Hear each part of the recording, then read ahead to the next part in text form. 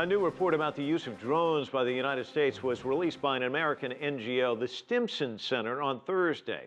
The study finds that although drones may have helped fight American battles outside the country, it came at a heavy price. It also claims the use of drones set a dangerous precedent for lethal operations other countries might adopt in the future. For more details, we're joined now by CCTV's Jim Spellman. Mike, to many, drones might seem like an ideal weapon system. They're difficult to detect, precise, with a long operational range, and low risk since there's no pilot. But a new report warns that continued reliance on unmanned aerial vehicles presents numerous challenges and could lead to continual war.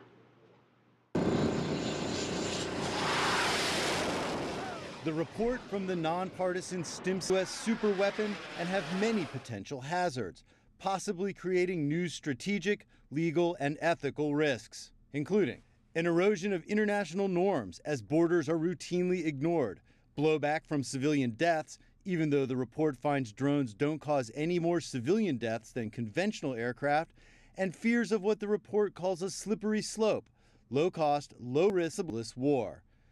The report also questions whether drone strikes have kept any terror groups in check and suggests they could actually inspire greater extremism.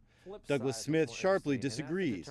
He is a former U.S. Department of Homeland Security official in the Obama administration.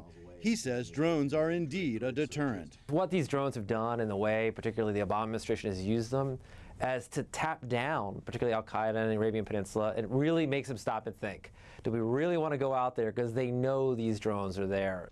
Last year, U.S. President Barack Obama acknowledged the hazards of drone use and pledged more transparency. The very precision of drone strikes and the necessary secrecy often involved in such actions can end up shielding our government from the public scrutiny that a troop deployment invites.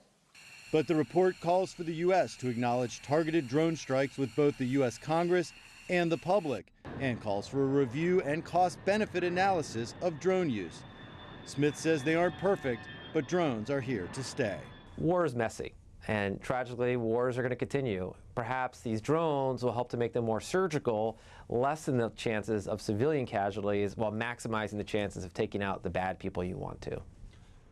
The report says that in the near future, more types of weapon systems will be used by drones, and that soon autonomous drones, machines that can make their own tactical decisions, will come online. It also says that multiple drones will be able to work together, forming what it calls a combat cloud.